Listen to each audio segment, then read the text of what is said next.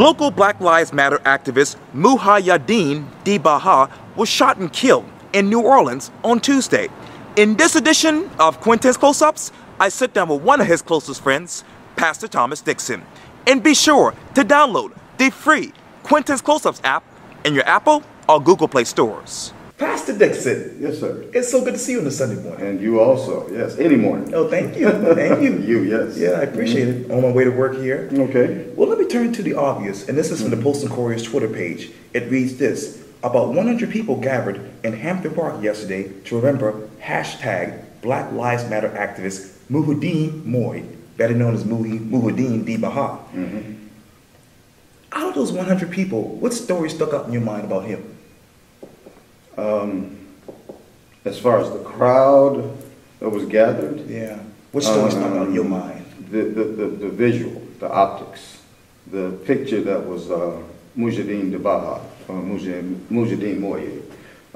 His whole drive, it seems, and purpose in life was about community. Right. He was consistent. That's all he talked about, and that's all he worked toward, was building community, unity. How do people work together? And when we talk about working together, I'm not just talking about the African American community, but everybody working together to contribute to the greater good. Okay. He spoke quite a bit about the greater good. And what stuck out in the memorial yesterday was the diversity of the people there. There were all ethnicities represented. There were multiple faiths represented, ages, gender orientation. Sure. It was a true picture of Muhiyyidin. And that's what really stuck out. And then to be at the Denmark Vesey statue or memorial, and knowing that his drive was for freedom and justice for people of color, it was just that more significant. So yeah.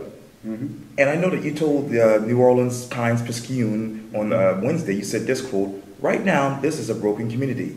Talk to me about how the community is still mourning since Tuesday.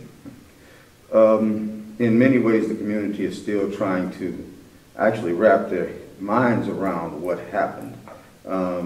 Many of us, myself included, well, I guess we never really look at end-of-life situations unless they're medical or things like that. Right. We don't stop and think that I might not see you tomorrow. That's not part of our thought process. Sure. And then some people who live their lives and they're sort of like larger than life, we feel that we'll always have them in our presence.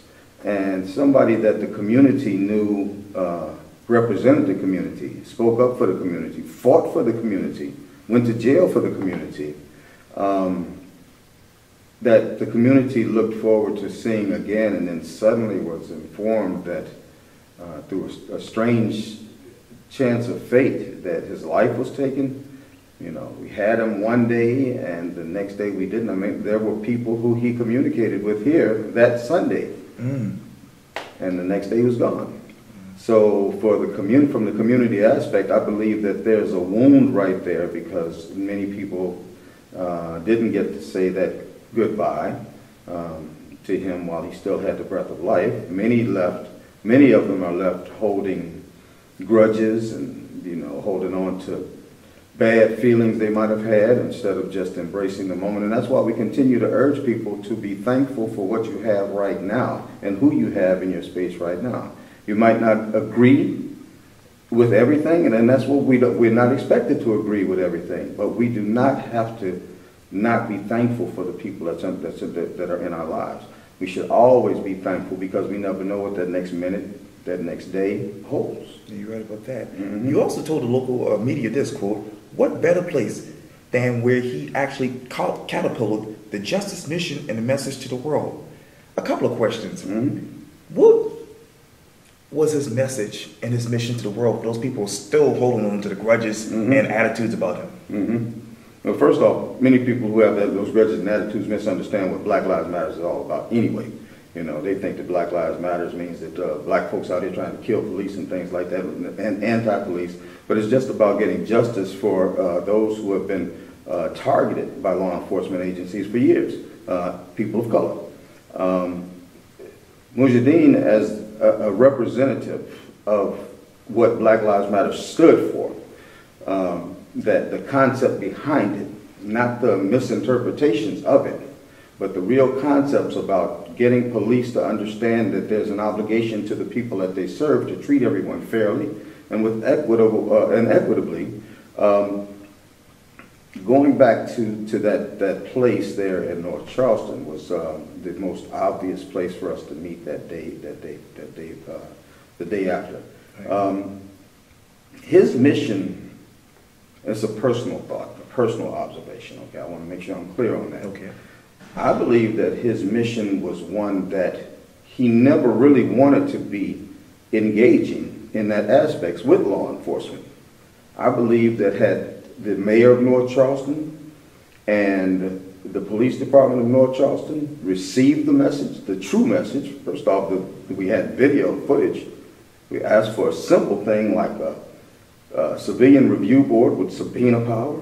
Very simple things that would enhance transparency within that department. I don't think any of us went to look for a fight. But instead of doing the simple things in order to protect people of color, instead of saying it's not that way, when we really know what we feel and what we experience in our community, instead of looking at Muhiyyidin and saying he's a troublemaker, if they would have just embraced what not only he, but we were all trying to say at that same time, we could have moved forward, and I don't believe we would have seen the level of aggression that was seen at that time. Dr. King's quote, he said that a riot is the language of the unheard. So when we saw the activity that progressed over that time, it was only because City Hall, Mayor Summey, his police chief, they didn't want to hear what we had to say and look inwardly at whatever problems were there and corrected those problems.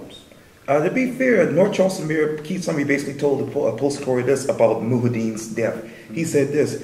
He had a lot to offer, but he didn't always agree with how Baha offered it. Mm-hmm. He says, quote, "But at the end of each day, he had a chance to have a very good and bright future. I hate to see it wiped out." Well, I would say to that comment that Mayor Summey had a chance to invite him to the table for a reasonable conversation about what is right and what's wrong. And what is right would have been to do what he was talking about doing, what he and the rest of us were talking about doing, and that's to establish a civilian review board selected by the community to represent the community with subpoena power. But Summey never did that. So all of this after the fact, I'm not going to speak to his sincerity or whatever. Okay. But he doesn't have a track record to prove it. You see, when we say things, we need to have a history that shows we mean what we say. His record doesn't really show that. It doesn't reflect that. He out and out rejected the will of the people in the aftermath of Walter Scott. One simple instance was when the press conference called in the city council chambers, right. Packed house. Right. And the people wanted to hear from Chief Driggers as the chief of police. And the mayor wouldn't let the chief answer the questions. This was the police matter. Of course, it's the mayor's matter, but it's a police matter, and the people wanted to hear from the police chief, and he shut that down. So he really wasn't willing to listen to the call of the people or the voice of the people or the request from the people. He was going to do it his way, and his way is the only way. And because of that, we see the disruption that happened at that time. So this, I'm not going to question his sincerity, but if he would have had some action to support that sincerity, I would have said, right on, man, right on. Really appreciate you. You talk about the Citizens Review Board. Obviously, we have now new North Charleston Police Chief Reggie Burgess. Mm-hmm. Him and I will be honored at the Charleston County Republican Party first Black History Banquet at the end of this month. Excellent. Congratulations. Well, thank you. But my question is this. Will you all have an opportunity to be successful with the Citizens Review Board under his leadership?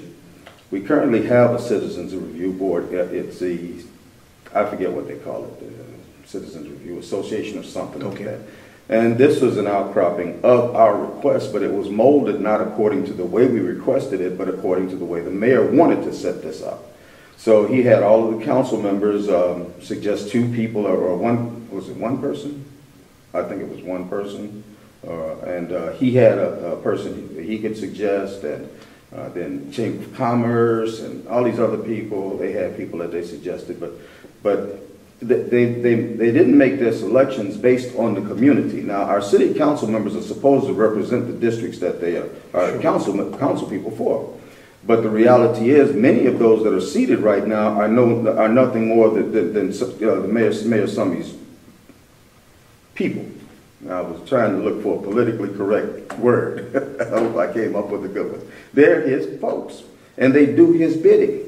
And so many of them, and we found this out, that even before they opened up the selection process, their selections had already been made, before people had a chance to, according to democratic society, put their name in a hat and be selected by this person.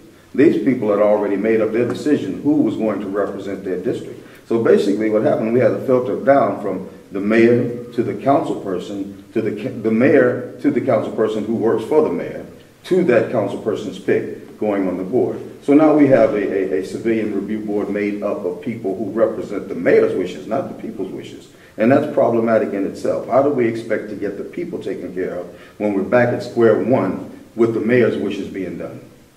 Let me go back to Muhiyyidin. Mm-hmm. And this post, I believe you told this to the Charleston City paper. Well, actually, you wrote this on your Facebook page, excuse me.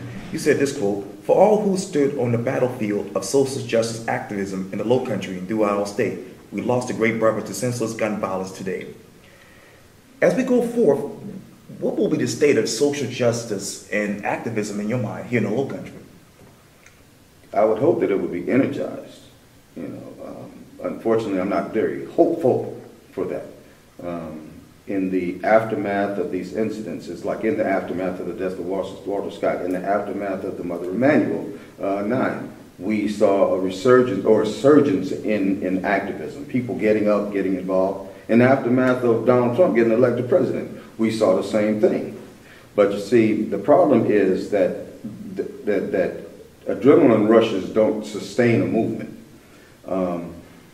Right now, we see a lot of people active. So a lot of the activists that have been on the scene for a long time that sort of drifted off and we haven't really seen engaged, they're back engaged. My question would be, for how long? That was today's sermon at church. How long? How long? How long will that spirit that they claim for Muhiyyidin de Baha, how long will that spirit energize them to be engaged and to stay engaged in the struggle? Because we can't be part-time activists in this, because the ills that we fight against, they're not part-time ills. They are besetting people. People are oppressed by the system day in and day out.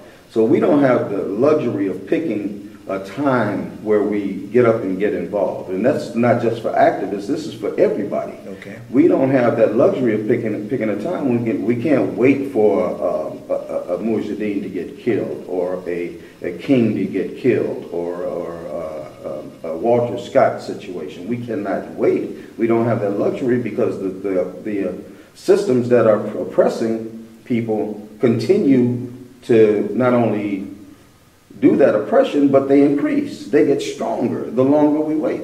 So now, in the aftermath of Muhiyyidin's death, I just hope that people will realize that seeing us out tomorrow is not promised to any one of us, and that we will leave children for another generation and the generation to follow that we have to get up right now and get involved in this movement. Make sure that we are on the battlefield of social justice, and we're fighting in a manner in order to win. And one way will be to make sure that we're registered, not only registered to vote, but that in November we get out to vote this year. And let me pick a part of the quote that you told the city paper just recently. You said this quote about Muhiyyidin: "He was a man that was driven by the spirit of the community.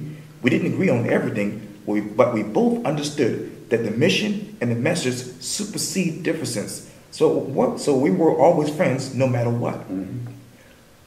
Five things that people didn't know personally about Muhiyyidin in your mind. Well, I don't think I could pick out 5 things that people didn't know about Muhiyyidin, other than I met him in 2014. That's one. We started working together. Everybody knows that. Right. Yeah. I don't really know. See, it's like, I think even with me, if asked the same question, people ask the same question to me, because of the transparency of a life that we live. It was transparent. You know, he was him. Right. You know, you take me as I am, or don't take me at all. No shoes on. Right. You know, I might go off. I might do something totally out of the box. You know, but that was just him. You know, so I don't think I could really come up with like 5 things that I would personally know. But the one thing that I do know is that, well, a couple of things. When it came to our relationship, I just want to point that out. I want to make it perfectly clear that we did not always agree on things. Right. But we understood as mature adults in the same battle. We were in the same ring with the same mission, just different methodologies about how to accomplish them. Right. That didn't make us enemies. And what we see now, even in our community and some interactions within our communities, and it happened after Mother Emanuel, happened after Walter Scott, but we see people who feel that unless we are doing things, unless things are being done their way, then we're their enemies. But the reality is we're all on the same plane of justice trying to fight for the same causes. But just because I don't fight the way that somebody else fights doesn't mean the way I'm fighting is any less effective or any less valid.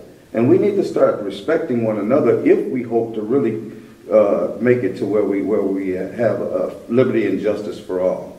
And any time that we don't do it, what we're doing in the spirit of Muhiyyidin, when he talks about community, anytime we don't work together, what we're doing is we're tearing community down. So we can't say we love Moye. We Moye this and Moye that. We can't say all of that and we turn around, but we're fighting at each other. We're haggling with each other over the fact that one person doesn't wage war in the way another person does. The thing is, we're in the same battle. Everybody can wage war the way that they want to wage war, as long as we keep waging war. That's the ticket. Well, on a personal note, I, interviewed him for 8 times for Quintin's close-ups. And he actually showed up at one of my interviews right across the hall with no shoes on. And I don't get into politics and all that stuff, as everyone knows, but he was always respectful to me and he always appreciated my work. Yeah. And he was supposed to do an interview with me this month when he came back to Charleston, but unfortunately that won't happen. He was a great brother, he just a true spirit of unity. He lived that. He interacted with people individually and collectively in order to, well, not in order to, but just because that was the right thing to do. It was all about respecting one another, respect for one another, because we'll never have community if we don't respect one another.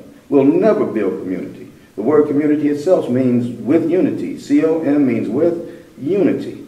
And as long as we're not respecting one another and the way and the right that we have to not have to act or behave according to someone else's beliefs, then we'll never have a community. We'll never have a system of community. So until we get to that point, we can't begin to really fight the social ills that we have because we're too busy fighting with each other. It's too many distractions. And that's why a lot of times for me in this battle, I detach. Because I don't have time for that. People dying out here in the streets and carrying on, while other folks infighting and carrying on. I don't have time for that. I just keep doing what I'm doing.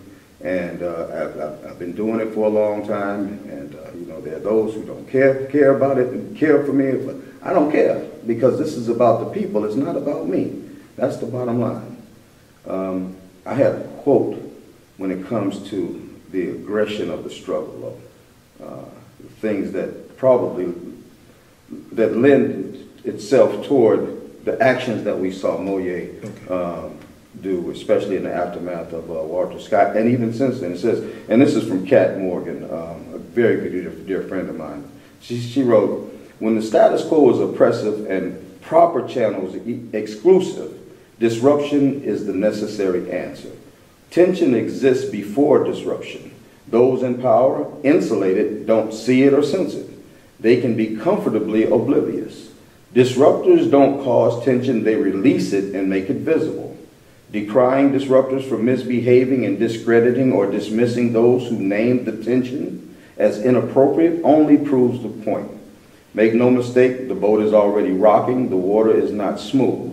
Disruption is inevitable. no one should be surprised. Denial only hastened it. Like I said, that's a quote from Cat Morgan. Okay. And when we look at the volatile nature that we've seen in not only in the Low Country, but actually nationally now, the word is going out, the word has been going out, that there's a problem. Here are the specific problems. We have problems in education. We have problems in economics. We have problems with equality in America. And the cry is going out, and those who have the power to change it apparently are insulated against it. They don't see it, and they don't sense it. But let them keep it up. Let them keep it up. They're asking for trouble. They're asking for trouble. I'm not a proponent of trouble, and I don't condone trouble. But there's disruption is, just like she said, disruption is inevitable, and no one should be surprised. Denial only hastened it. When I talked about Muhiyyidin and Sonny working together, if he would have worked together, we could have worked together, and the picture, we presented a great picture to the world because we didn't burn anything down, but the even better picture would have been that we would have been able to repair the breach, work together for a better society for everyone, including the ending of pretext stops in North Charleston, police harassment in North Charleston by the bad folks, and embracing the fact that Michael Slager murdered Walter Scott, period. And I don't care who Andy Savage is. Michael Slager murdered that man. You know, that should have been dealt with swiftly, and not over 2 years' time later. Pastor Thomas Dixon, the North Charleston mayoral candidate, Dick Thomas Dixon. Yes. Thank you so much for your time. I really appreciate this. Quintin, thank you, brother. I really appreciate you. Anytime. Thank you. All right. Anytime.